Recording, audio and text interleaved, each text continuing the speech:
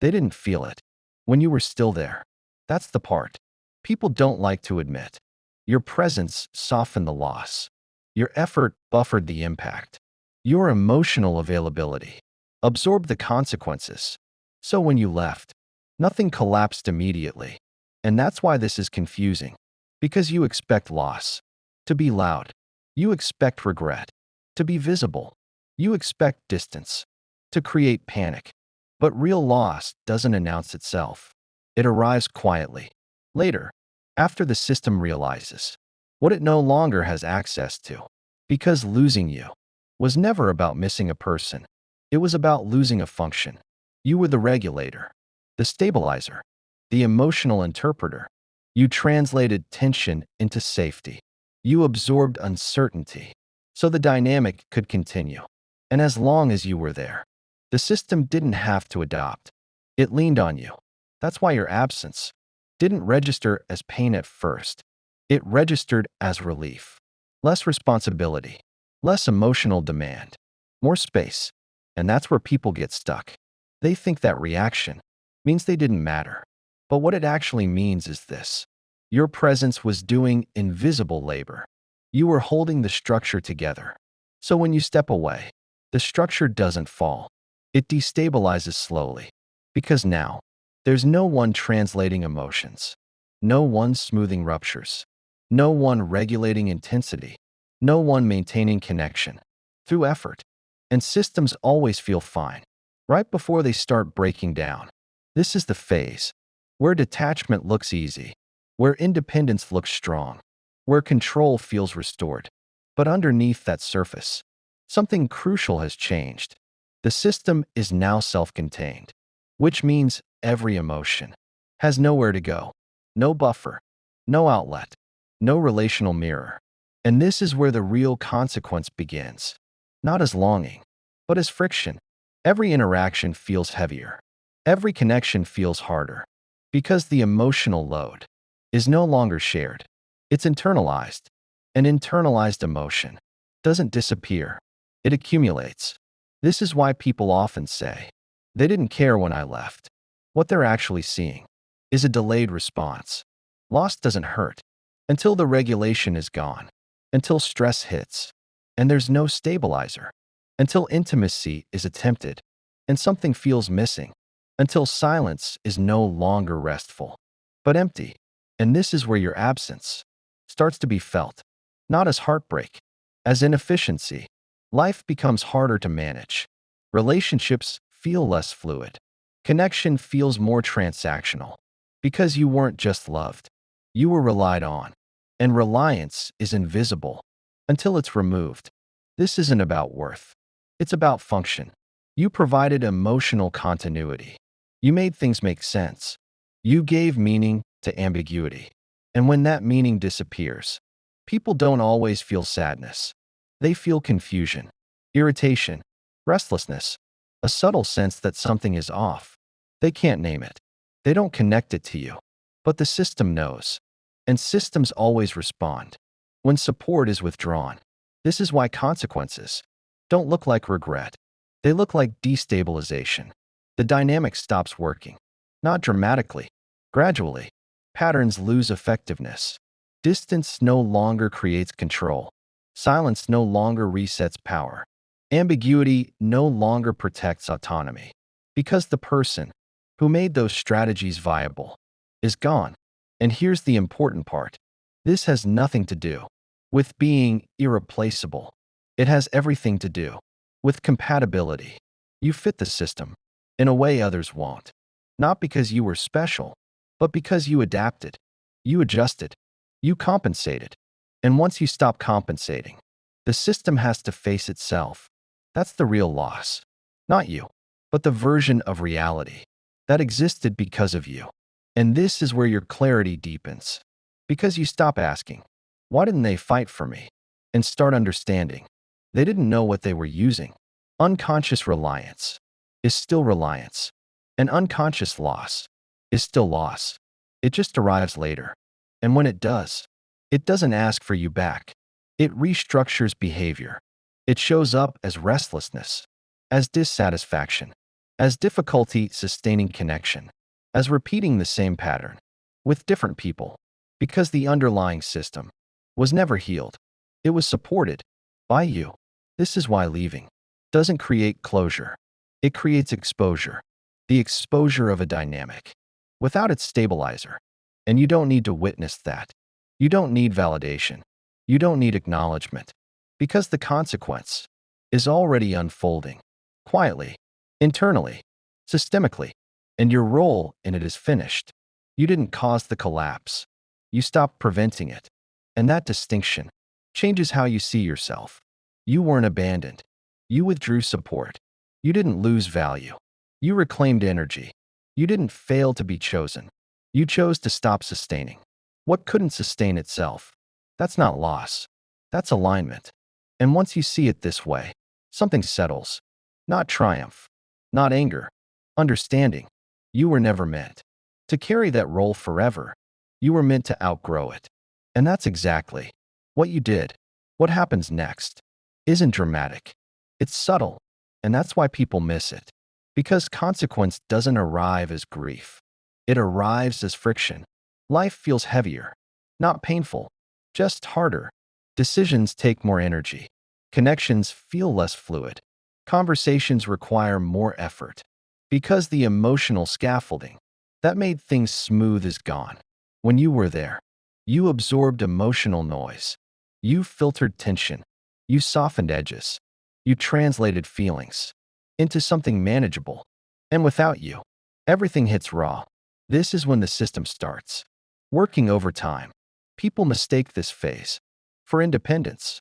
They think, I'm fine on my own. But what they're actually experiencing is the absence of regulation.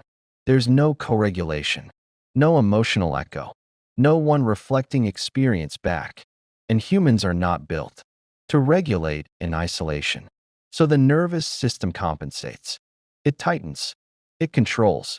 It avoids depth. It stays busy. Busy feels safer than empty. Control feels safer than vulnerability.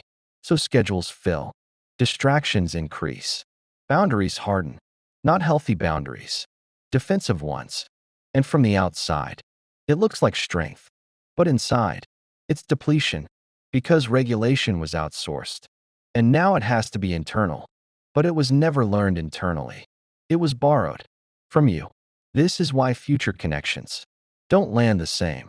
Not because they're bad, but because they don't perform the same function. They don't stabilize. They don't translate. They don't adapt endlessly. And instead of asking, why does this feel different? The system says, something's wrong with them. This is how patterns repeat. Because the loss wasn't recognized as functional. It was interpreted as circumstantial. Wrong timing, wrong person, wrong situation. So the same dynamic is recreated. Different face, same structure, and it fails again.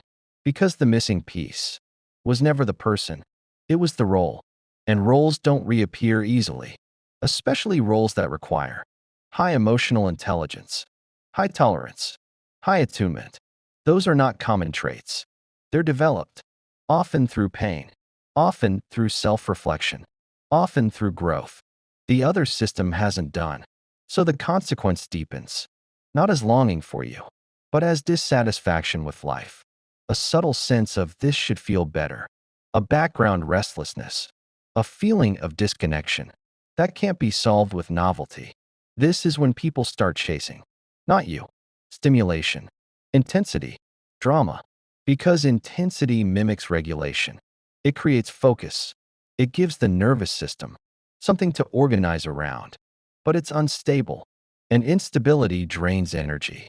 So cycles shorten, tolerance drops, patience thins, and relationships feel exhausting. This is the long-term cost of losing someone who is stabilizing a system. Not heartbreak, but burnout. Burnout from constantly managing one's own emotional load. Burnout from never feeling fully met. Burnout from connections that don't hold. And here's the part that changes how you see yourself. None of this required you to be perfect. It required you to be present, consistent, emotionally available. You weren't extraordinary. You were regulated. And regulation is rare because it requires self-awareness, responsibility, and the ability to sit with discomfort without outsourcing it. When you left, that skill left the dynamic, and skills are not easily replaced. This is why loss doesn't register immediately, because the benefits you provided were long-term. They showed up over time, in how conflicts resolved, in how stress was processed, in how connection felt safe. Remove that, and the system slowly destabilizes. Like a structure missing a support beam. It doesn't collapse at once. It warps. Cracks appear. Pressure points emerge. And eventually, something gives. But by then, the cause feels distant, disconnected. So the mind doesn't trace it back. It just feels like life is harder than it used to be. And this is where your perspective shifts. Because you realize you were never asking for too much. You were giving a lot. Quietly. Consistently. Without recognition. And now, the absence of that giving reveals its value. Not to you. You already knew. But to the system that depended on it. And you don't need to witness this. You don't need to be chosen later. You don't need the apology. Because understanding has replaced yearning. You see the mechanics now. You see how some people don't miss individuals. They miss functions. And when those functions disappear, they don't grieve. They struggle. And struggle is the real consequence. Not regret. Not longing. But living without a buffer. Without translation. Without emotional continuity. This is why, over time, their world feels smaller. Not lonelier. More constrained. Less fluid. Because control replaces connection. And control narrows experience. It reduces range. It limits depth. It protects. But it also isolates. And you are no longer inside that system. You are no longer compensating. You are no longer absorbing. You are no longer stabilizing. You're free. Not because you won, but because you stepped out of a role that was never meant to be permanent. And this is where identity calm begins to take shape. You don't feel superior. You feel clear. You don't feel vindicated. You feel grounded. You understand that loss doesn't always look like pain. Sometimes it looks like limitation. And you chose expansion. You chose a life where your energy returns to you, where your presence is mutual, where regulation is shared, where intimacy doesn't require self-erasure. And that choice quietly reshapes your future, not dramatically, but permanently. What unfolds next is not dramatic. It's cumulative. Time becomes the amplifier. Because without you, the system doesn't explode. It contracts. Slowly, almost imperceptibly. Life becomes more effortful in ways that are hard to name. There's more thinking, more planning, more guarding, less ease, less flow. This is the cost of losing an external regulator. Every emotion now has to be managed internally. Every connection has to be controlled. Every interaction has to be assessed for threat. And that vigilance is exhausting. This is why people who rely on control often confuse calm with numbness. They think stability means nothing is felt. But what's actually happening is suppression, because expression requires safety, and safety requires trust, and trust requires surrender, which control-based systems don't allow. So feelings are compressed, minimized, intellectualized, until the system feels tight, constricted. This is when dissatisfaction sets in. Not with you, with life. Nothing quite satisfies. Nothing quite lands. Pleasure feels short-lived. Connection feels thin. There's always a sense of more, without clarity about what more is. And this is where the loss deepens. Because the system now recognizes absence, not consciously, somatically. Something is missing. That made things easier. That made connection smoother. That made emotions less sharp. And because the mind doesn't trace this back to you, it looks for substitutes, new dynamics, new people, new intensity. But intensity doesn't regulate. It destabilizes further. So cycles accelerate, connections shorten, tolerance decreases, and control increases. This is the long arc of consequence, not heartbreak, not longing, but rigidity. And rigidity shrinks a life. It reduces spontaneity. It limits depth. It narrows emotional range. And the person experiencing it often believes this is maturity. They say things like, I just don't need much, or I'm fine on my own. But fine is not fulfilled. Fine is defended. And defended systems don't grow. They maintain. Barely. Meanwhile, your system has changed. Not in opposition. In orientation. You're no longer scanning. No longer managing. No longer adapting endlessly. Your energy has come back online. And when energy returns, perception sharpens. You notice how simple things feel lighter. How conversations don't require effort. How silence feels neutral instead of tense. How closeness doesn't cost you yourself. This contrast matters because it confirms something. Your body already knows. What you left wasn't depth.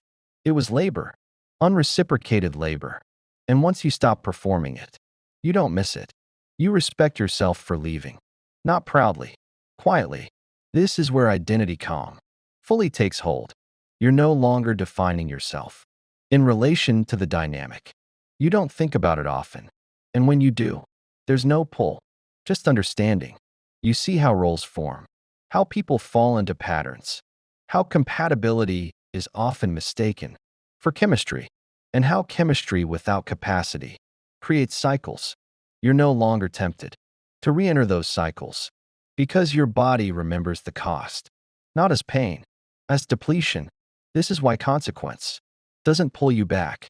It releases you further.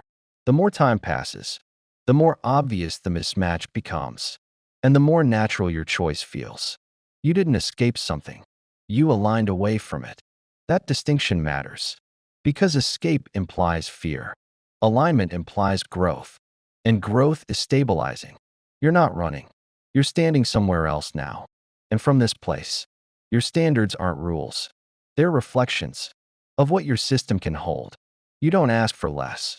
You ask for what matches. And what doesn't match doesn't upset you. It simply doesn't continue. This is how cycles end. Without confrontation, without explanation, without closure conversations. They end because your participation is no longer available. And participation was the fuel. Not love, not longing. Your engagement, your effort, your regulation. Remove that, and the cycle dissolves. This is the truth people rarely talk about. You didn't leave and cause damage. You left and revealed structure. And revealed structures either adapt or they collapse inward. You don't need to witness which happens. Your role is complete, and completion feels calm, not triumphant, not sad, settled. This is the quiet power of understanding consequence without personalizing it. You no longer wonder if you mattered. You know exactly how much because you see the imprint. Your absence leaves, not in someone else's emotions, in their functioning. And that tells the truth far more accurately. You were never invisible. You were essential. And now, you're essential to yourself, which is why this chapter doesn't reopen. It closes by itself. And you don't look back, not because you're cold, but because you're oriented forward. By now, something feels settled, not resolved in words, resolved in your body. You're no longer waiting for the lesson to arrive. You've already integrated it. This is the stage people don't talk about because it's quiet, because nothing dramatic happens, because there's no moment where you announce you've changed. You just move differently. Your attention doesn't linger. Your energy doesn't leak. Your system doesn't brace. And that's how you know this arc is complete, not because the story ended, but because you stopped needing it. What's left now is orientation. You're oriented toward yourself, toward what feels steady, toward what doesn't require management. You don't chase intensity. You don't romanticize effort. You don't interpret inconsistency as mystery. You see it clearly, and clarity removes charge. This is where your life starts to feel simpler, not smaller, simpler. You don't carry emotional inventory for other people. You don't anticipate reactions. You don't prepare explanations in advance. You respond, and response replaces vigilance. This is the nervous system returning to baseline. And baseline is powerful because from baseline, you choose intentionally, not reactively. You don't ask, "Can I handle this?" You ask, "Does this fit?" That's a very different question. Handling is survival. Fit is alignment. And alignment feels calm. This is why the past doesn't call you back, even if memories surface, even if curiosity flickers, even if familiarity tugs. Your body doesn't move because it knows what it would cost, and it doesn't want to pay it. Not because you're afraid, because you're done. Completion doesn't announce itself. It just stops asking. You don't rehearse conversations. You don't imagine alternate outcomes. You don't wonder what you could have done differently. Because the answer is simple. You did what your system knew how to do at the time, and now it knows more. That's growth, not judgment. You don't downgrade your past self. You respect them. They carried what they could. They adapted to survive, and they eventually chose differently. That's not failure. That's evolution. And evolution doesn't loop backward. It builds forward. This is why your future connections feel different already. Not because someone else arrived, but because you did. You show up with fewer questions, with clearer boundaries, with less urgency, with more presence. You don't rush intimacy. You don't force closeness. You allow pacing. And pacing reveals compatibility quickly. You no longer need time to figure out if something works. Your body knows. And you listen. That's the real shift, not emotional detachment. Somatic intelligence. Your system speaks first now, and your mind follows. That alignment is what keeps you out of cycles. Not willpower, not inside alone. Integration. This is the point where consequence is no longer external. It's internalized wisdom. You don't need life to teach you the same lesson again. You already learned it. And learning doesn't need repetition. It needs embodiment. You've embodied it, which is why you're not looking back. Not because you don't care, but because care no longer requires sacrifice. And sacrifice was the old pattern. You no longer trade yourself for connection. You don't bargain your needs for proximity. You don't disappear to be tolerated. You stay visible. And what stays with you meets you there. This is the quiet truth behind losing you. Not that someone else lost something, but that you stopped losing yourself. And that changes everything. Because from here, you don't chase closure. You don't seek validation. You don't wait for recognition. You live fully, present, rooted, and life responds differently to someone who is no longer negotiating their worth. This isn't an ending. It's a repositioning. You're standing somewhere new now. And from here, the cycles don't restart. They don't tempt. They don't pull. They're simply visible for what they are. And visibility dissolves illusion. If this landed softly, that's intentional. It means you're not in the storm anymore. You're on the other side of it. And calm doesn't need proof. It just needs space. If you felt this settle, rather than surge, that's your system confirming.